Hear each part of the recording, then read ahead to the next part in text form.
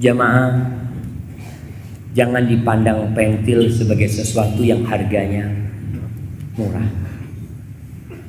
tapi lihatlah nilai dan tugas itu penting. Rasulullah SAW bersabda, la tahqiranna minal ma'rufi syai'an. Engkau jangan pernah meremehkan kebaikan sekecil apapun. Sebesar apapun kebaikan itu, jangan pernah kau remehkan. Jangan berpikir aku akan berbuat sesuatu yang besar sehingga engkau meninggalkan sesuatu yang kecil, padahal sesuatu itu menentukan kehidupan. Rasulullah SAW bersabda, la yadkhulu ahadukumul jannah bi'amalih. Ingat, tidak ada satupun di antara kalian yang masuk surga karena amalannya, nggak ada. Ketika itu disampaikan oleh Nabi SAW, para sahabat bertanya, jadi kita ini nggak masuk surga dengan amal kita? Ya mungkin amalan mereka sedikit. Lalu mereka bertanya kepada orang paling mulia di muka bumi, yang beribadah mengabdi kepada Allah sampai bengkak kaki, yang meninggalkan kehidupan ini tanpa mewariskan emas dan perak, Sayyidul Anbiya wal Mursalin, orang pertama yang nanti bakal membuka surga Allah Subhanahu wa taala. Ditanya sama sahabat, hatta anta ya Rasulullah, sampai engkau wahai Rasulullah sallallahu alaihi wasallam, engkau pun tidak akan masuk surga dengan amalanmu? Apa kata Nabi SAW? Hatta an, sampai aku pun, aku tidak akan masuk surga dengan amalanku. Illa ayyataghammadani Allahu birahmatih, kecuali bila Allah Jalla Jalaluhu meliputi aku, membungkus daku dengan rahmatnya, baru aku bisa masuk surga. Rahmat Allah yang membuat kita masuk surga. Amal itu hanya sebab kita mengundang rahmat Allah. Jamaah rahimakumullah, ada sebagian di antara kita yang ujub dengan amalannya, yang merasa telah berbuat, yang merasa telah melakukan banyak amal kebajikan. Dia sudah lama mengaji, dia sudah lama menegakkan sunnah, lalu dia merasa kayaknya aku sudah siap nih untuk mati. Sudah, amalanku sudah banyak orang yang dapat hidayah lewat aku. Fulan tuh dulu nggak pernah ke masjid, sejak aku dakwain datang ke masjid. Ini salah satu yang menghancurkan hidup seseorang. Kata Nabi SAW, i'jabur rajuli bi nafsi, ketika seorang kagum sama dirinya sendiri. Ahibati fillah, Al-Khalil bin Ahmad. Al-Khalil bin Ahmad ini gurunya Sibawayh. Dia seorang yang zuhud, seorang yang ahli ibadah. Murid-murid dia itu jadi kaya raya dengan ilmu dia, tapi dia tetap dengan gubuknya. Dia yang meletakkan ilmu al-arud. Ilmu al-arud ini ilmu tentang bagaimana membuat, menyusun bait-bait syair. Dia bikin 15 wazan itu. Kemudian setelah itu ada orang yang menambahkan hanya satu. 15 dia yang bikin. Sampai sekarang kalau ada syair, maka tidak lepas dari apa yang dibuat oleh Al-Khalil bin Ahmad. Ketika dia meninggal dunia, disebutkan dalam kitab Tabaqatun Nahwiyyin wal Lughawiyyin, ketika dia meninggal dunia, ada salah satu orang soleh yang bermimpi berjumpa dengan Khalil bin Ahmad Al-Farahidi. Dia mati ketabrak tiang masjid.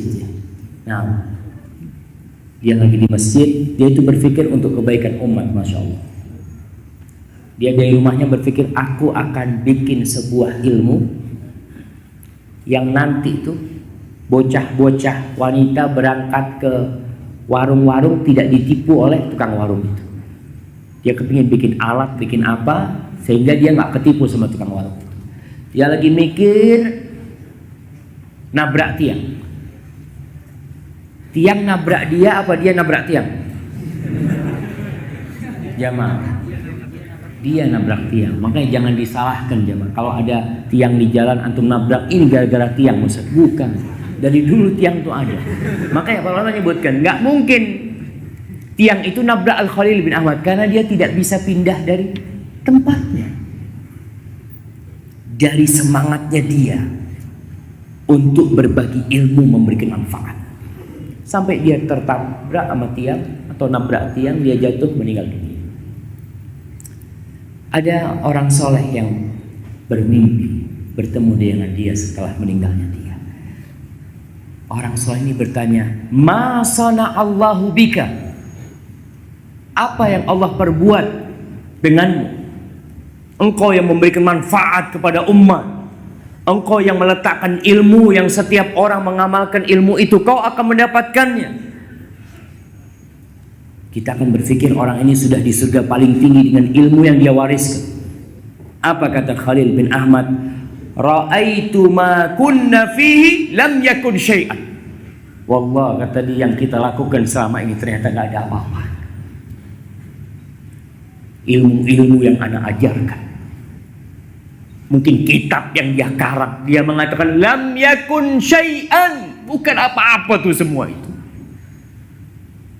Kata dia, ma wajadtu afdal min subhanallah walhamdulillah wa la ilaha illallah Allah. Aku tidak mendapatkan sesuatu yang lebih baik dari ucapan subhanallah walhamdulillah wa la ilaha illallah Allah. Wallahi jamaah, sesuatu yang ringan. Siapa yang tidak bisa mengucapkan subhanallah alhamdulillah wa la ilaha illallah Allah. Tapi jangan diremehkan. Bisa jadi sebab itu yang menyebabkan antum masuk surga. Bukan karena masjid yang antum bangun, bukan karena sedekah mobil yang antum berikan. Karena kadangkala perbuatan-perbuatan besar itu setannya juga besar, syahwatnya juga besar, membuat kita melakukan itu karena ingin pujian orang.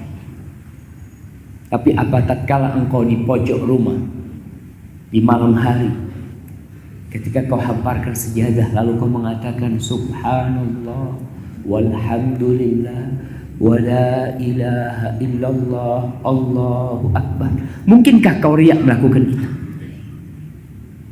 Mungkin kau riak untuk Rabbul Alamin? Mungkin kau ingin menunjukkan, ya Allah, aku ni hambamu, ya Allah, aku sedang baca ini, ya Allah. Khalil bin Ahmad, subhanallah. Maka jangan meremehkan orang dan jangan meremehkan amal kebajikan. Jangan pernah engkau merasa lebih baik dari orang lain.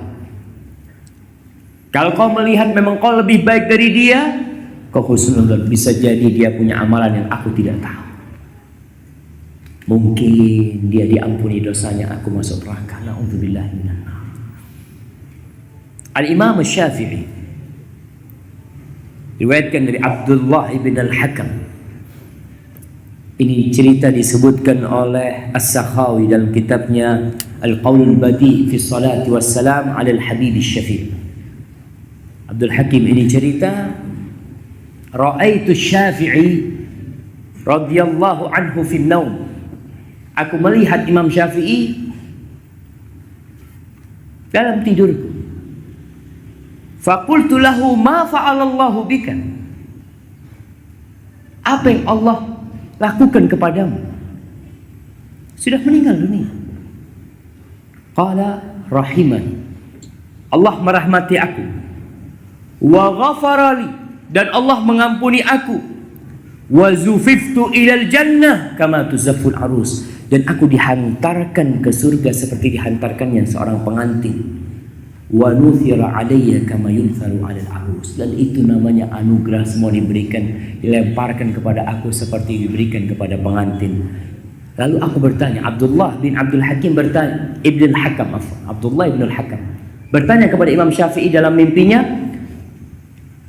faqultu bima balagta hadhil hala, dengan amalan apa engkau sampai mendapatkan anugerah Allah yang begitu besarnya? Faqala li qa'il biqaulika fi kitabir risalah, ada yang berkata, Imam Syafi'i mengatakan, ada yang berkata kepada aku, kalau aku mendapatkan karunia Allah yang besar ini karena yang aku tulis di bukuku dalam kitab Ar-Risalah. Imam Syafi'i ini awal yang meletakkan kitab Usulul Fiqh, nama kitabnya Ar-Risalah. Masya Allah, semua ulama itu iyalun ala Syafi'i, mereka itu hutang budi sama Imam Syafi'i. Coba kita lihat, Imam Syafi'i itu dapat rahmat seperti itu, disebutkan dalam kitab ini karena tulisanmu di dalam kitab Risalah itu, wa sallallahu ala Muhammadin adada ma dzakarahu dzakirun wa an dzikril ghafir. Hanya karena ucapan Imam Syafi'i, semoga salawat buat Rasulullah, semoga salawat buat Rasulullah, setiap orang mengingatnya dan setiap orang lalai mengingat Nabi SAW. Subhanallah. Abdullah bin Hakam ketika dia bangun dari tidurnya pagi hari, dia buka tuh bukunya Imam Syafi'i. Dia lihat tuh, apa benar ucapan itu ada dalam kitabnya? Betul, dia dapatkan. Salawat buat Nabi, coba kau tulis. Ketika engkau mengajukan pertanyaan, kadang-kadang kita lihat ada orang yang menyingkat SAW, atau dia daripada dikritik Ustaz, ahsan gak usah sama sekali. Ada yang seperti itu. Wallahi antum gak tahu, mungkin itu yang masukkan antum ke surga. Sebagian orang bertanya kepada ustadznya pertanyaan, lalu gak dibaca sama ustadznya. Engkau merasa kecewa. Ketika kau ikhlaskan lillahi ta'ala, bisa jadi itu pertanyaan antum yang antum tulis, antum dapatkan nanti di timbangan pada hari kiamat, dan itu yang memberatkan amal kebajikan antum. Nabi mengatakan sallallahu alaihi wasallam, la tahqiranna minal ma'rufi syai'an. Engkau jangan meremehkan perbuatan kebajikan seperti apapun. Malah yang kecil-kecil itu mungkin yang memasukkan ke surga. Karena kadang-kala amalan kecil itu sulit tuh riak mau masuk. Di masa Nabi SAW ada seorang wanita hitam. Karena kalau berbicara wanita hitam, Anda ingat dulu salah satu kajian kita di Masjid Ar-Rahmah ini, judulnya setengah isi setengah kosong. Di situ ada cerita seorang wanita hitam, tapi ini wanita yang berbeda. Siapa yang ingat dengan cerita itu? Wanita hitam yang biasa pingsan karena dia kena air yang tersingkap auratnya, yang kemudian dia minta kepada Rasul sallallahu alaihi wasallam, ya Rasulullah, doakan aku agar sembuh ya Rasulullah. Lalu Nabi menawarkan kepada dia sallallahu alaihi wasallam, in syi'ti sabarti walakil jannah. Kalau kau mau, kau bersabar dan kau masuk surga. Wa in syi'ti da'utullaha laki. Kalau kau mau, aku akan doakan semoga Allah menyembuhkan engkau. Apa kata wanita ini? Dia ingin sembuh, dia mengatakan, enggak Nabi, kalau gitu aku akan bersabar dan aku ingin masuk surga. Nggak apa-apa, aku sampai mati kena penyakit, yang penting aku masuk surga.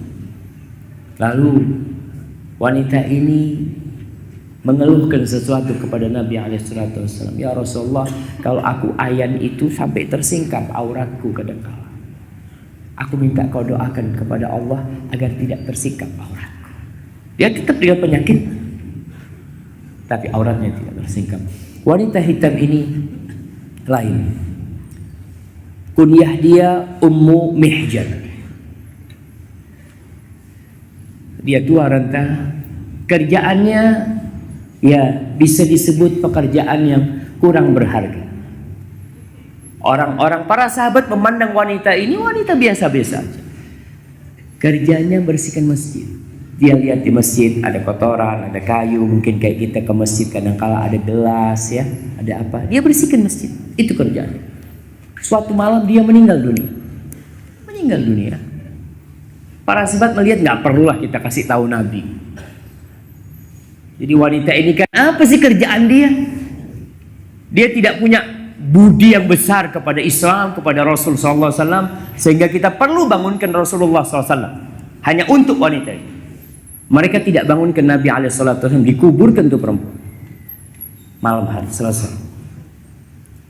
Setelah itu besoknya Nabi tanya, mana tuh perempuan yang biasa bersihkan masjid itu mana? Matat ya Rasulullah. Meninggal wahai Rasulullah SAW, kata dia. Lalu ya kita kuburkan. Kita pikirkan engkau tidak terlalu peduli sama dia atau apa. Apa kata Nabi? Halla azantumunan. Kenapa kalian nggak kasih tahu aku, kata dia. Lalu Nabi mengatakan, duluni ala qabriha. Tunjukkan di mana kuburannya. Bayangkan. Nabi minta ditunjukkan di mana kuburan. Dia tidak ikut berjihad di jalan Allah. Dia tidak menyumbang banyak untuk dakwah. Dia hanya membersihkan masjid, jemaah. Nabi mengatakan dulu ni ala qabrih, tunjukkan mana kuburan. Berangkat Nabi ke kuburan. Ikut semua sahabat bersama Nabi. Dan Nabi di sana menghadap kiblat. Allahu Akbar. Beliau sholatin itu wanita. Sholat jenazah ketika jenazah itu sudah di dalam kubur, jemaah. Antum lihat. Jangan meremehkan orang. Dan jangan meremehkan amal kebajikan. Tadi Anda sampaikan. Tuh pesawat nggak bisa terbang tuh kalau pentilnya rusak. Dan dia tidak bisa landing, jemaah. Ketika roda itu pentilnya lepas. Maka kita yang udah ngaji, yang udah banyak hafalan Qur'annya, yang udah banyak hafalan hadisnya, yang sudah banyak sholat sunnahnya, ingat jangan meremehkan amal